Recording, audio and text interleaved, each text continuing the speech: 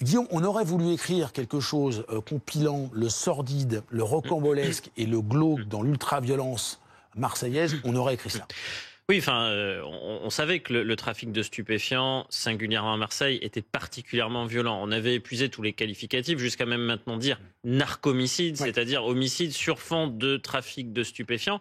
On a parlé à peu près tout, de jambisation, le fait de tirer dans la jambe des adversaires pour qu'ils soient amputés, qu'ils exhibent un moignon, la technique du barbecue, on les tue, on les met dans le coffre de la voiture, on fait brûler la voiture. Le fait que des mineurs sont de plus en plus recrutés pour servir de tueurs à gages, et là on y est.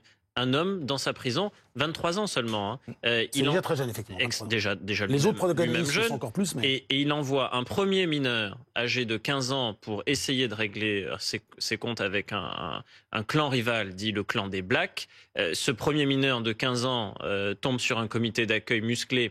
Il est lardé de 50 coups de couteau et ensuite brûlé vif. Mais non content de cela, il en envoie un second qui, lui, va être transporté en VTC.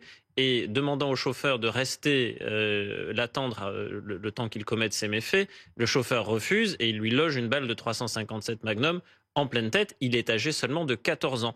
Celui de 15 ans avait accepté pour 2 000 euros, celui de 14 ans pour 50 000 euros, le tout sur les réseaux sociaux. Et donc en fait, cet homme en détention sur les réseaux sociaux recrute des tueurs à gages à qui il promet des sommes très variables, 2 000 euros dans un cas, 50 000 euros dans l'autre, et les envoie commettre des homicides. Et donc tout cela se passe à Marseille. Guillaume, quand on évoque ce type de fait divers tragique, il y a toujours ce débat ou cette balance entre police et justice, avec un constat, c'est que si on met les gens en détention, et c'est ce que demandent les policiers, en tout cas dès la première temps, ça aussi augmente le taux de récidive, ce qui est aussi des paradoxes à mettre dans cette chaîne de responsabilité ou d'irresponsabilité. C'est assez paradoxal, mais on ne peut pas en conclure non plus qu'il ne faudrait pas les enfermer quand ils commettent des homicides. Et d'ailleurs, quand ils commettent des homicides, même si les taux d'élucidation ont tendance à baisser au cours des 5 dernières années, on les retrouve et on les enferme. Maintenant, si on prend de la hauteur et qu'on regarde les 50 dernières années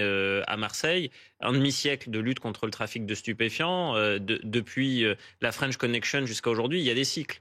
Il y a des cycles de violence et il y a des cycles de mafia.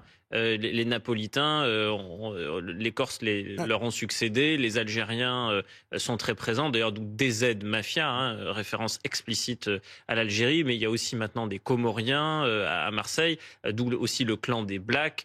Donc il y a des cycles. Et il y a des cycles de violence. Ce à quoi Bruno Bertocchetti faisait allusion est tout à fait exact. En 2020, il y a une vague de libération de détenus sur fond de Covid, et certains veulent reprendre le contrôle des trafics. Et donc, ce qui fait que les années 2020, 2021, 2022, 2023, on a une augmentation du nombre de morts. Et vous citiez le chiffre de 49 morts sur fond de règlement de compte liés au trafic de stupéfiants l'année dernière. Cette année 2024, ça baisse parce qu'il faut aussi mettre ça au crédit de l'action des policiers, des enquêteurs. On parlait des opérations place nette en plus. D'une part, d'autre part, l'OFAST fait son travail. Il y a des enquêteurs supplémentaires en police judiciaire qui sont arrivés à Marseille. Alors on peut toujours juger que c'est pas assez, effectivement, il faut sans doute le renforcer.